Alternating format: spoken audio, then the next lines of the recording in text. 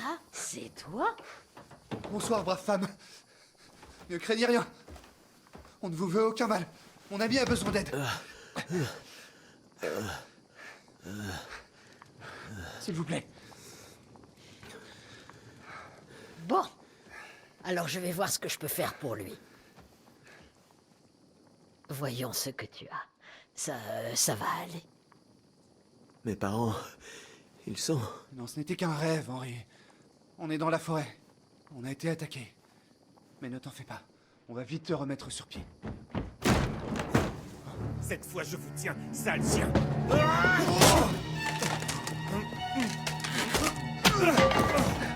Je parlais trop vite, vermine.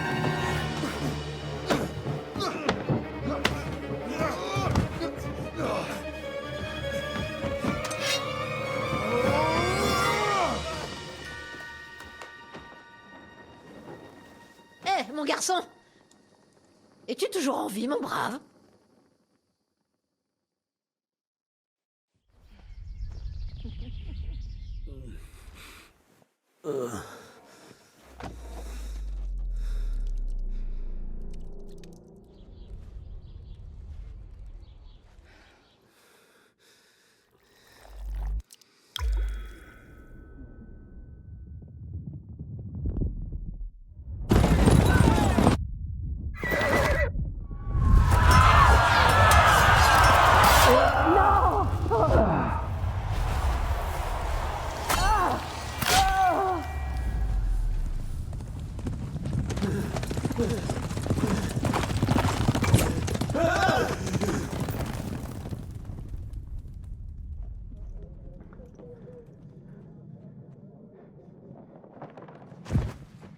J'arrive de Scalis. Ils ont brûlé le village tout entier. Et massacré tout le monde. Qui donc a brûlé Scalis? Une imposante armée. On a été attaqué par surprise. Faites vite entrer les habitants à l'intérieur de l'enceinte. Nous devons nous préparer au pire. Prenez toutes les dispositions nécessaires.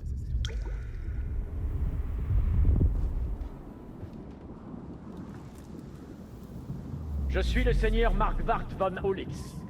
Je suis ici au nom de Sigismond du Luxembourg, roi de Hongrie et de Croatie.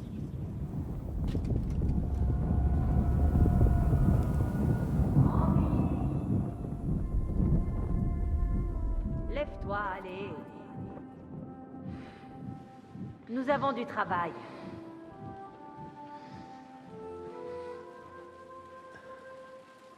Mère? Je ne suis pas ta mère, enfin.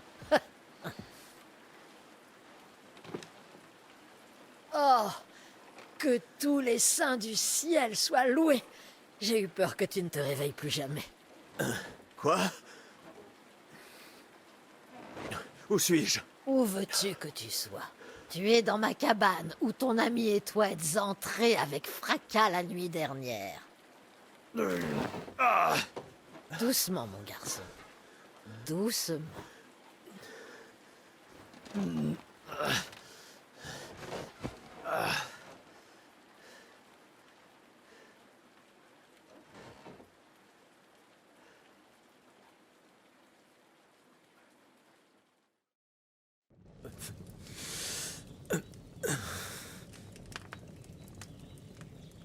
Que s'est-il passé?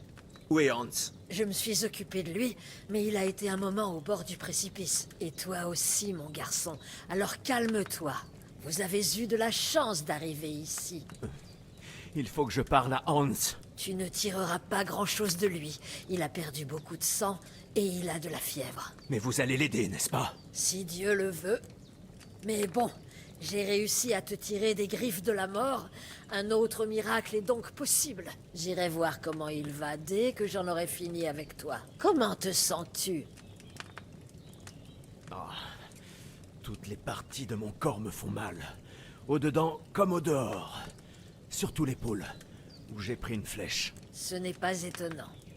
Mais tu es conscient et tu parles. C'est bon signe. Ton épaule a l'air d'aller beaucoup mieux.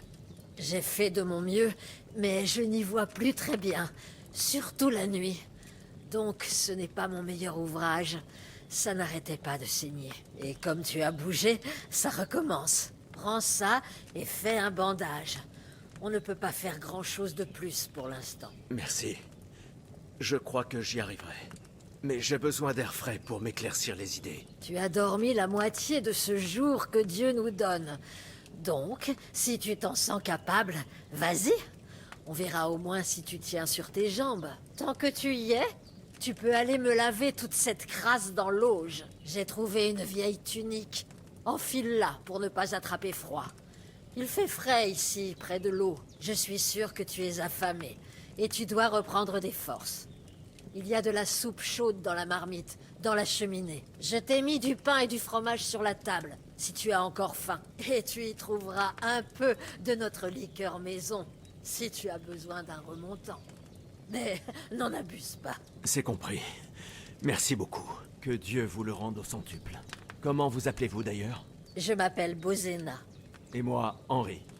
Je sais, Hans me l'a dit. Je vais aller voir comment il va. Quand tu auras fini, viens me voir, et on verra ce qu'il faut faire ensuite.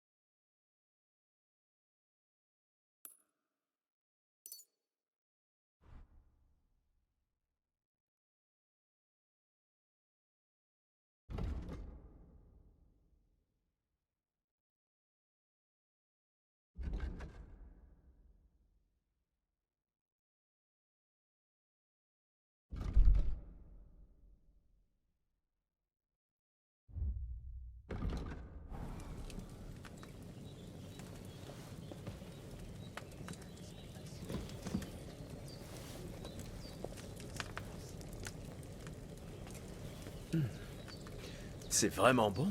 Tellement bon que j'en reprendrai bien. Il n'y a rien de mieux que d'avoir le ventre plein.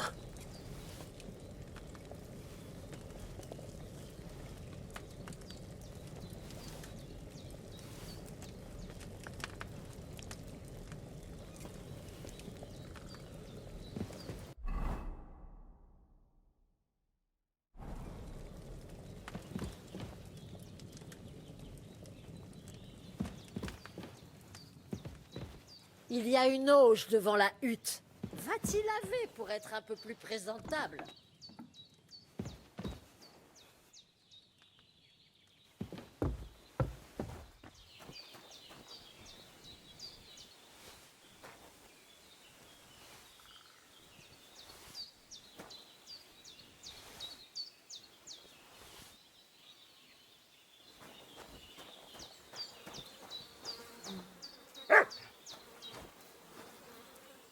Ça doit être l'arme des fumiers qui s'en sont pris au seigneur Hans.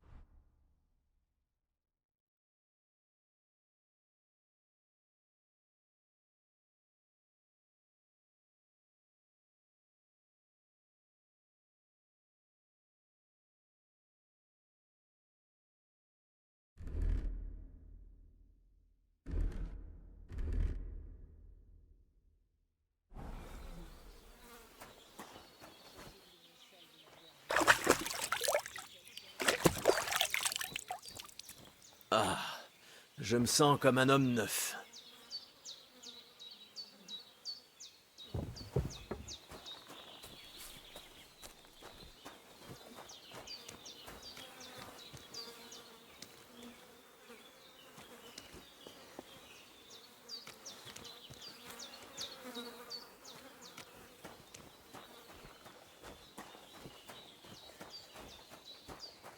Bozena n'est visiblement pas une charlatane. Elle est sacrément bien équipée.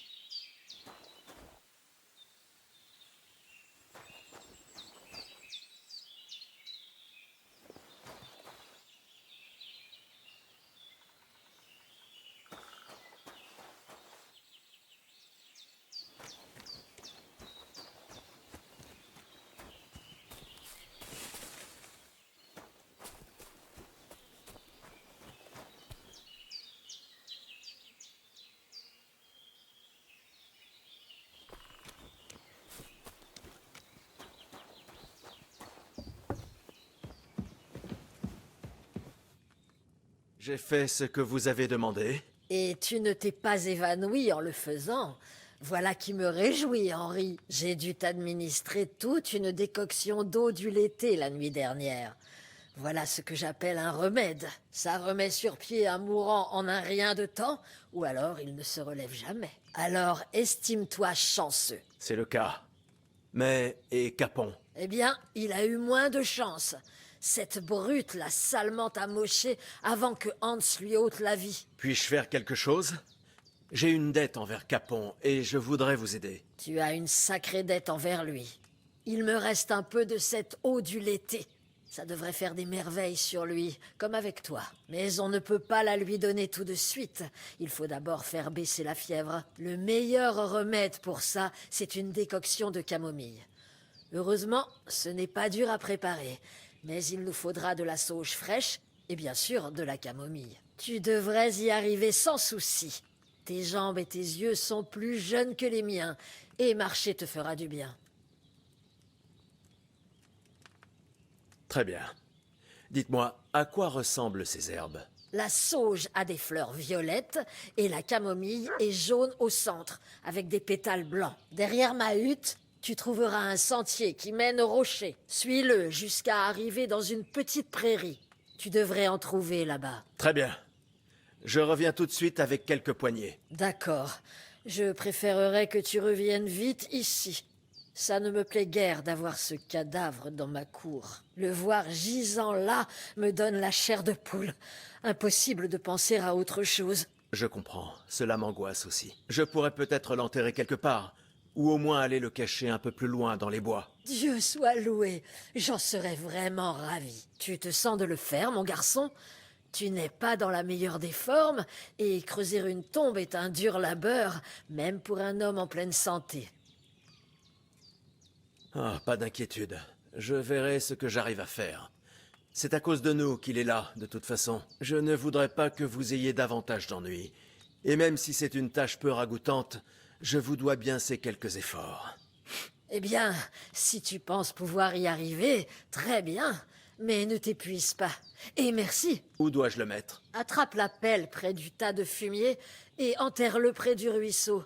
La terre sera plus meuble et ce sera plus facile. Une fois sorti par le portail, suis ton nez. Trouve un bon endroit entre les roseaux et les orties. Et quand tu auras fini, tu ferais mieux d'aller te laver. Comme ça, tu ne sentiras pas la mort. C'est vrai. Je tâcherai de m'en souvenir. Je réglerai ça avec Ignatius le fossoyeur quand il passera par ici, pour que cette ordure ne reste pas là jusqu'au jugement dernier. Très bien. Je m'en occupe.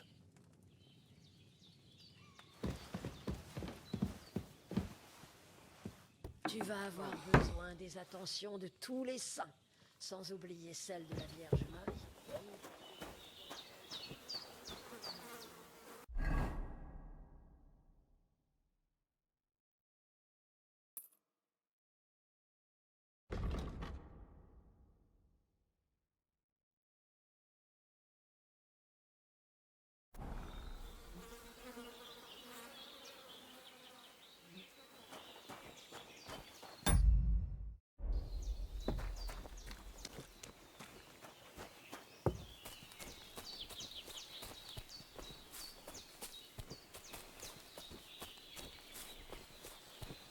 Diantre, cette épaule me fait encore un mal de chien. Peut-être que maintenant, elle me dira quand il va pleuvoir.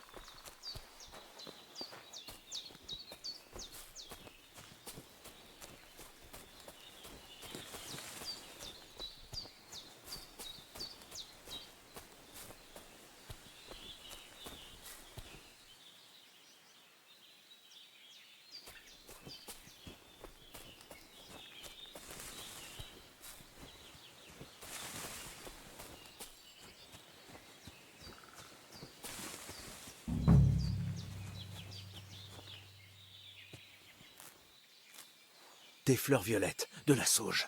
Et voilà.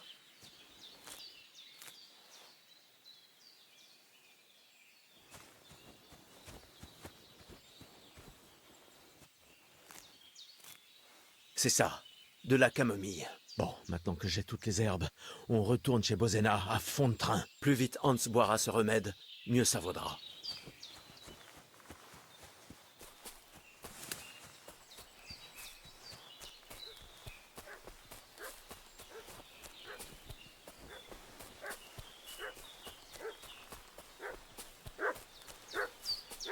Pourquoi ce chien fait-il tout ce raffut? Se serait-il passé quelque chose chez Bozena? Ça s'est passé pendant la nuit. Il est tombé de la falaise et s'est brisé le cou. N'use pas ma patience, Mégère. Ce n'est pas la nuque brisée qui l'a tué. Il a le crâne enfoncé et il a saigné comme un porc. Qui l'a tué? Où est celui qui a fait ça? Voilà cette sale raclure. Tu es fait comme un rat.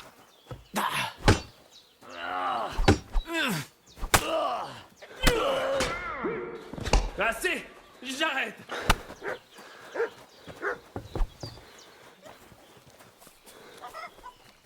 Merde! Merde! Fuis!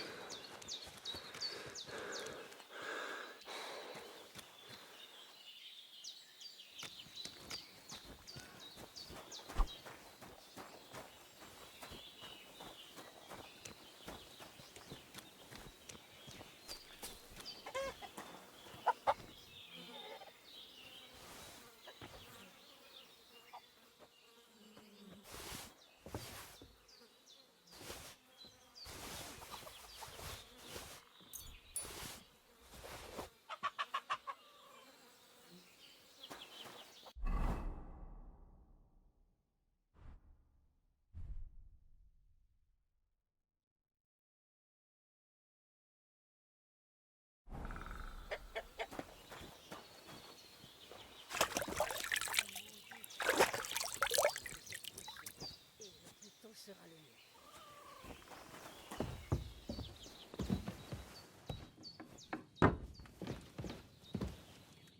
Ils vous ont fait du mal? Non.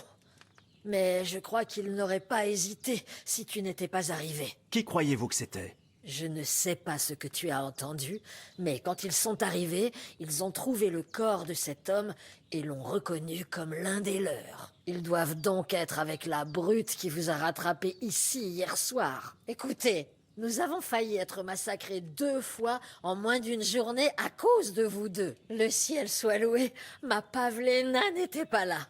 Dieu seul sait ce qu'il lui aurait fait. J'aimerais bien savoir pourquoi tout ça nous arrive. Ton ami délirait pendant la nuit, disant que vous étiez des chevaliers. Mais si vous êtes des chevaliers, alors je suis la reine de Saba. Eh bien, je dois m'incliner devant votre seigneurie. Le seigneur Hans est le jeune seigneur de l'Epa et Pirkstein. Je suis Henri de Scalis, fils du seigneur Radzik Kobila et son garde du corps. Nous étions en route vers Trotsky pour remettre au seigneur de Berg un message du seigneur Anouche de l'Epa et du margrave Jobst. Mais nous avons été attaqués par des bandits hier près de la mare. Et vous connaissez la suite.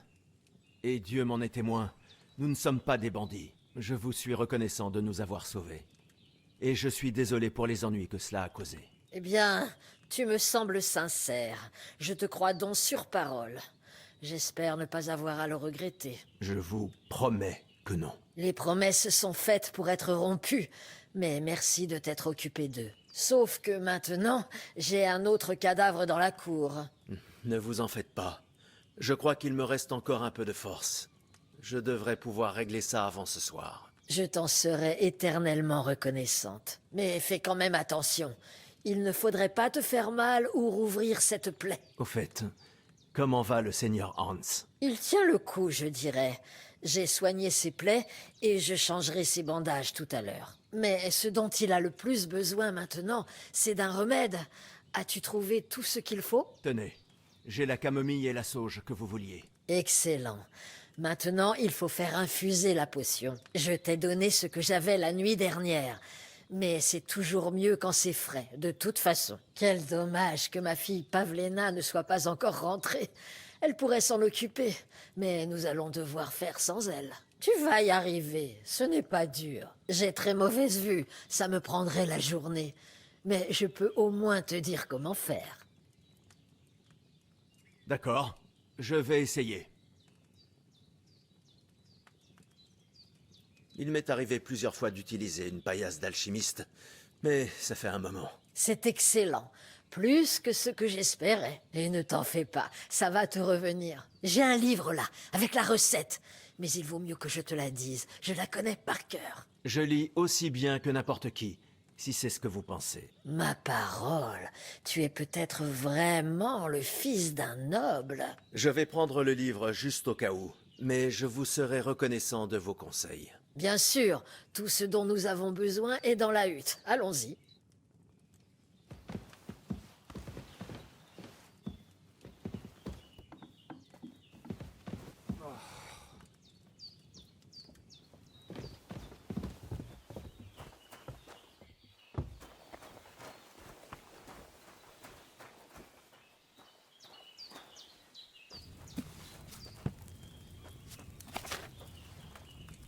D'abord, ouvre le livre de recettes. Maintenant, trouve la recette de la décoction à la camomille et souviens-toi de ce que tu as à faire. Ensuite, retourne à la paillasse et on commencera.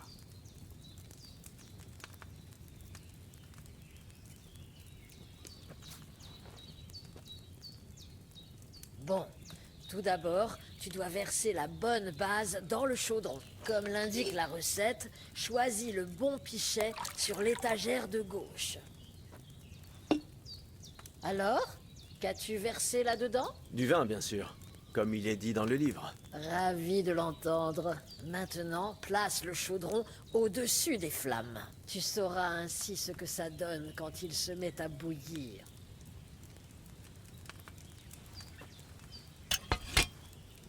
Tu entends ce frémissement? Ça bout. Souviens-t'en, pour la plupart des potions, il suffit de faire mijoter un peu les herbes. Parfois, il faut que ça chauffe bien. Donc, il faut que tu ravives les flammes sous le chaudron à l'aide du soufflet. Essaie de les attiser avec le soufflet pour faire bouillir la mixture. Ça bout. Pour que ça continue, tu ne dois pas arrêter d'actionner le soufflet. Si tu veux que ça refroidisse rapidement, sors-le des flammes. Essaie, remonte le chaudron. Très bien. Nous allons maintenant commencer la décoction. Prépare toutes les herbes dont tu as besoin. Celles que tu as ramassées. Pose-les sur l'étagère pour qu'on les ait à portée de main. Parfait. Mettons-nous au travail. D'abord, jette 2 poignées de camomille dans le chaudron.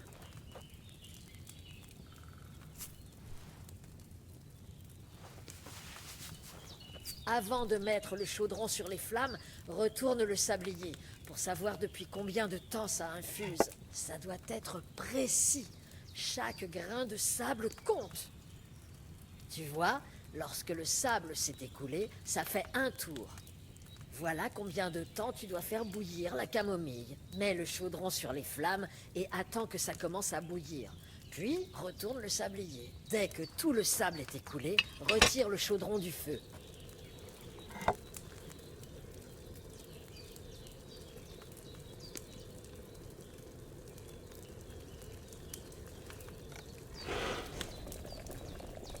Ce n'est pas suffisant?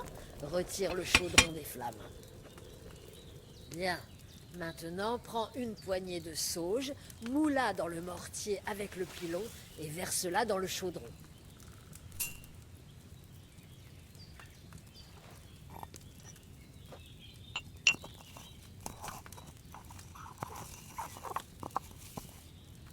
Tu l'as moulu? Bien. Maintenant, verse-la dans le chaudron. Tu peux arrêter de la faire bouillir. Il ne reste plus qu'à la laisser décanter. Prends une fiole et verse-la dedans.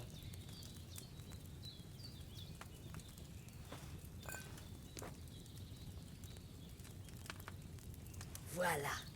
Maintenant, voyons ce que tu as préparé.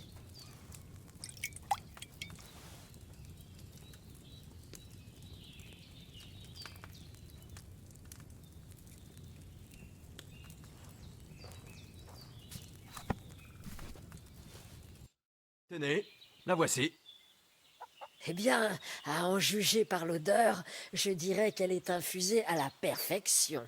Merci pour ton aide, Henry. Ravi de pouvoir aider. Ça devrait aider Hans à aller mieux. Je vais m'en occuper.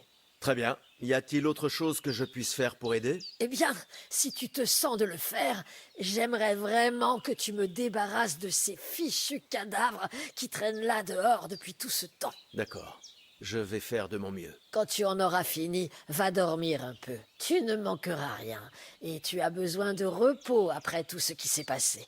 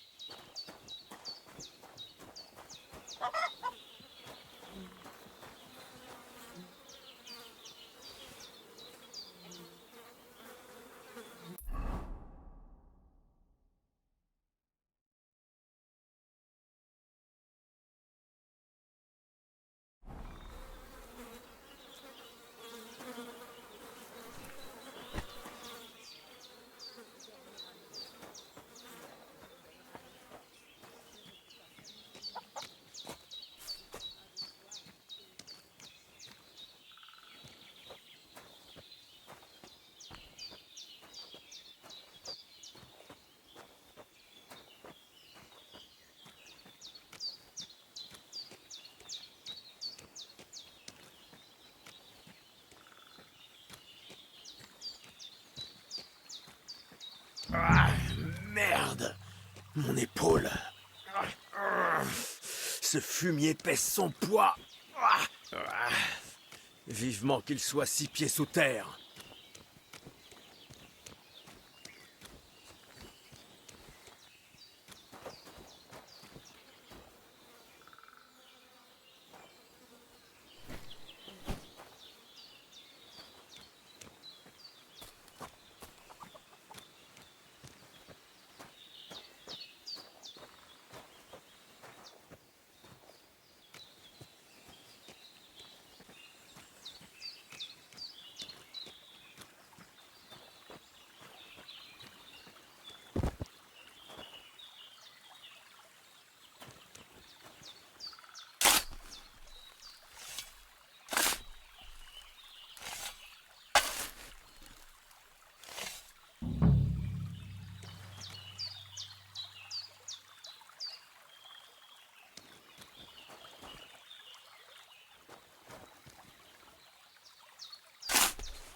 Il faut vraiment que je mange à vous.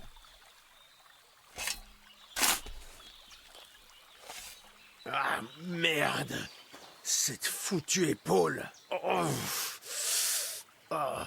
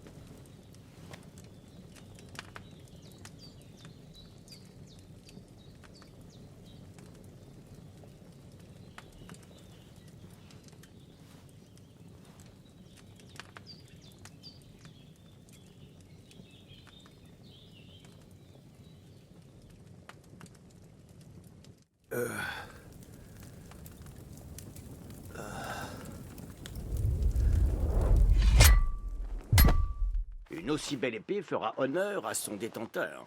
C'est vrai, Seigneur Radzig. Avec elle, les choses auraient pris à Nicopolis une toute autre tournure.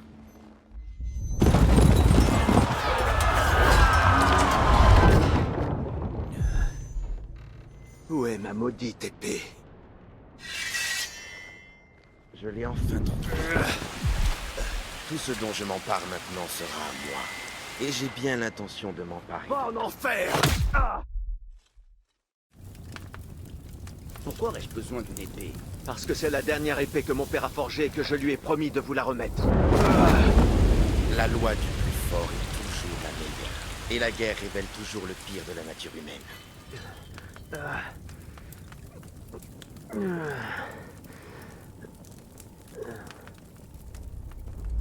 Où diable est mon épée?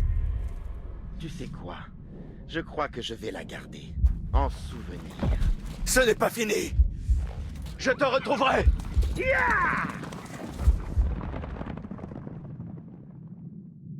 Ne me déçois pas. Henri, réveille-toi. Le jour s'est déjà levé.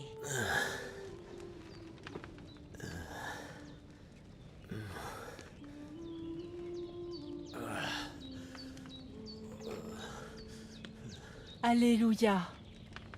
J'avais peur que tu ne te réveilles plus. Est-ce que tu as fait un cauchemar?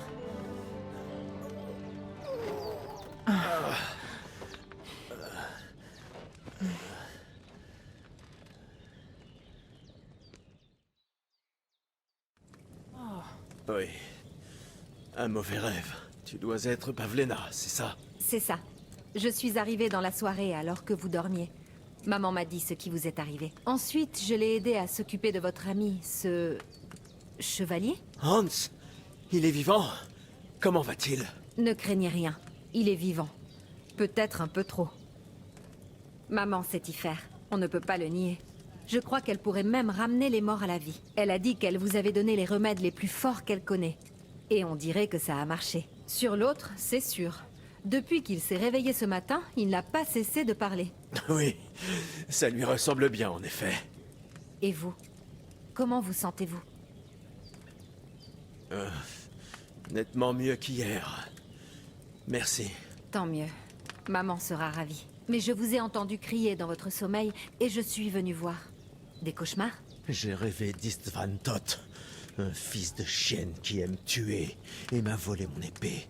Le dernier souvenir que j'avais de mon père. Et j'ai juré de reprendre cette épée et de venger mes parents. Oh, ce serment doit vous peser pour vous tourmenter dans votre sommeil. Ne prenez pas les rêves à la légère. Ils peuvent avoir beaucoup de sens, même s'ils sont parfois difficiles à comprendre. Qu'est-ce qui vous a le plus marqué dans votre rêve? Oh, ce n'était qu'un rêve. Pas besoin d'en faire tout un plat. Les choses importantes se passent quand on est réveillé. Donc plus vite je me lèverai, mieux ça vaudra. Je vais aller profiter un peu de l'air frais et du soleil. En effet, c'est le meilleur remède à beaucoup de choses. Et avoir l'estomac plein ne fait pas de mal non plus. Le petit déjeuner est sur la table. Et j'ai quelque chose d'autre pour vous. Suivez-moi. Et nous devons sauver ma mère des griffes de sa seigneurie.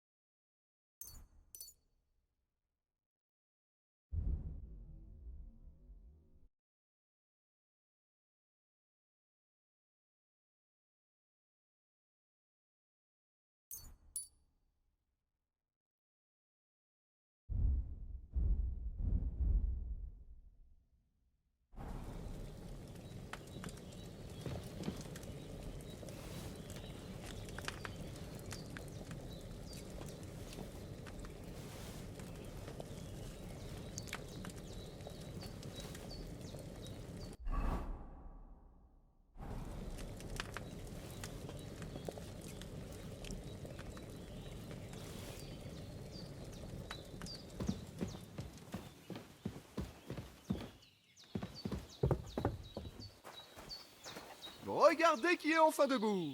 Henri, joins-toi à nous.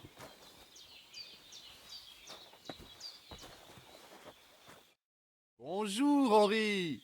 Tu n'as pas idée à quel point je suis content de te voir. Viens te joindre à notre banquet au beau milieu de cette superbe forêt. C'est un plaisir pour moi aussi. Je suis surpris de te voir d'aussi bonne humeur pour quelqu'un qui était hier au seuil de la mort. Raison de plus pour se réjouir. Même l'eau a désormais le goût du meilleur vin. Bien sûr, je suis allée jusqu'à la source pour la chercher. Et pour cela, j'ai une dette envers toi, jolie serveuse. Et je te suis reconnaissant aussi, Henri. Bozena m'a raconté ce qui s'est passé hier. C'est la 3e fois que tu me sauves la vie. J'imagine que je vais devoir te donner un domaine, par exemple. La 3e fois? Pour l'amour du ciel, que s'est-il passé les 2 premières fois? Allons, Henri, ne la fais pas languir. Raconte à cette brave fille tes hauts faits. Un jour, alors que nous étions à la chasse, Hans a été capturé par des Coumans. Mais par chance, j'ai réussi à le secourir. Des Coumans? Ils viennent de quelque part en Hongrie. Sigismond les a amenés ici en Bohême comme mercenaires. Ils sont très dangereux. Je t'ai déjà parlé d'eux. À la taverne de Zeleyov, des hommes racontaient que de tels étrangers campaient dans les rochers près de la mare. Quoi? C'est ce que j'ai entendu dire. Ah, il ne manquait plus que ça. J'espère qu'ils ne viendront pas ici. Que ferions-nous toutes les deux contre eux? Qu'est-ce qu'ils pouvaient bien nous vouloir? Mais s'ils venaient pour nous détrousser, je tirerais assez de flèches pour qu'ils y réfléchissent à 2 fois. Mais ce que je veux savoir, c'est comment les choses ont fini avec le jeune seigneur Hans.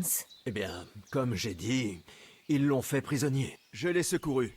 Pourquoi tant de modestie? Tu les as eus. La chance a peut-être joué, mais comme on le sait, audentes. Fortuna juvat. Tu vois, tu as fini par le retenir. Quoi? Oh, c'est juste une sorte de devise. La fortune sourit aux audacieux.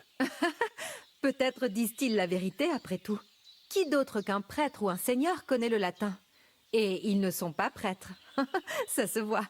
Si je me souviens bien, oncle Anouche t'a déjà donné un poney pour m'avoir sauvé. Ton galet, ça me fera économiser quelques gros chênes. Mais tu ne m'as jamais rien donné pour Talmberg. Pour Talmberg? Que s'est-il passé là-bas? Hans a été gravement blessé lors d'un raid de nuit au château de Talmberg, et j'ai dû le porter sur mon dos pour qu'il ne tombe pas entre les mains de l'ennemi. Seigneur, un raid sur un château? Ça a dû être violent. En effet, les flèches tombaient du ciel et une horde d'ennemis nous assaillait de tous côtés. J'ai une sacrée dette envers Henri pour m'avoir sorti de là. Mais je crois que vous avez effacé en partie votre dette l'autre jour, monseigneur. C'est vrai. Je n'oublierai jamais que tu m'as porté jusqu'ici depuis le lac. Il n'y a pas de quoi. Les seigneurs de l'Épa ne laissent pas leurs amis dans le pétrin. Racontez-moi, quelles autres aventures avez-vous connues? Il y en a eu beaucoup, mais je crains que nous n'ayons pas le temps de les raconter. Nous avons une mission importante et ne pouvons nous permettre de badiner davantage. Nous devons aller à Trotsky le plus vite possible. À quelle distance est-ce d'ici? Pas loin. Une fois franchi la colline de Zeleyov, vous verrez le château. Très bien. Je crois que nous devrions nous mettre en route dès que possible. Je vais vous préparer de quoi manger sur la route. Oh, Bozena, je ne sais pas comment vous remercier pour tout ça. Ah, mais moi si. Lorsque nous aurons réglé nos comptes avec De Berg, je vous récompenserai comme il sied à un chevalier. Vous avez ma parole. Maintenant, je suis curieuse. C'est la première fois que j'ai la parole d'un chevalier. Pour commencer, tu peux me laisser cette hache et cette pelle. On ne peut pas faire sans. Oui, bien sûr. Merci pour tout ce que vous avez fait, Bozena. J'ai quelque chose pour vous, Henri. Maman a eu des ennuis à cause de vous. Mais je sais que vous ne l'avez pas fait exprès. Et vous l'avez protégée quand il a fallu. Je veux vous remercier pour cela. Cette potion vous aidera si vous êtes en danger ou que vous ne savez pas où aller. Buvez-en une gorgée à chaque fois et elle vous évitera des ennuis. Vous verrez. Ce n'est pas difficile à concocter. Avec un peu d'entraînement, vous y arriveriez aussi. Merci, Pavlena. Ça me sera utile. Assurément. Mais nous ferions mieux d'y aller. Hans a raison. Nous sommes ravis de vous avoir rencontré. Merci pour votre aide et votre hospitalité. Dieu vous bénisse. Et vous aussi, Seigneur. Comme l'a dit Henri, que Dieu vous bénisse pour votre générosité et vos soins. Et vous avez gagné la gratitude de la maison de l'Épa jusqu'à la fin des temps. Si vous vous trouvez un jour dans le besoin, les portes de Pirkstein vous seront toujours ouvertes. Merci, Seigneur. Mais je ne suis pas sûre que je trouverai mon chemin jusqu'à Pirkstein. Espérons que nous n'aurons pas besoin de faire appel à vous. Je n'ai rien contre l'hospitalité des braves femmes du coin, mais je veux arriver au château Trotsky dès que possible. Mais je passais par là et je me suis dit que j'allais essayer... Et le reste de notre compagnie? Quelqu'un d'autre en a réchappé? Tu l'as vu de tes yeux. Ils n'ont eu aucune chance. Et tu as raison. On ne peut pas laisser les choses ainsi. Une fois à Trotsky, je veillerai à ce qu'ils aient des funérailles chrétiennes pour le repos de leurs âmes. Et une fois de retour à Rathais, nous ferons dire une messe pour eux. Tu as raison. C'était de très bons gars. Je connaissais Oates depuis l'enfance. Bon sang. Il ne m'aurait jamais attrapé. Attends un peu. Avant de reprendre la route, tu dois savoir quelque chose. Je suis persuadé qu'un des membres de la bande qui nous a attaqués était... Istvan Toth. Toth? Tu te moques de moi? Il est parti depuis longtemps par-delà les collines. Je sais ce que tu penses. Mais je l'ai vu, crois-moi. Je reconnaîtrai toujours sa sale trogne après ce qui s'est passé. Bien sûr, Henri. Je sais que tu as des comptes à régler avec lui. Mais ça n'a aucun sens. Toth est au service de Sigismund.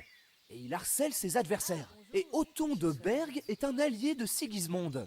Donc Toth ne va pas attaquer ces gens. Il faisait noir. Dieu sait ce que tu as vu. Je l'ai vu, le salaud. Et je l'aurai. Oui, je te promets qu'on l'aura un jour. Et ton épée aussi. Mais je ne crois pas que l'un ou l'autre soit par ici. Tu n'as pas perdu de temps. Tu t'es trouvé une arme pour remplacer cette épée. C'est bien. On ne sait jamais quand on pourrait en avoir besoin par ici. Bon, allons-y. Le trajet aidera ton esprit à penser à de plus belles choses.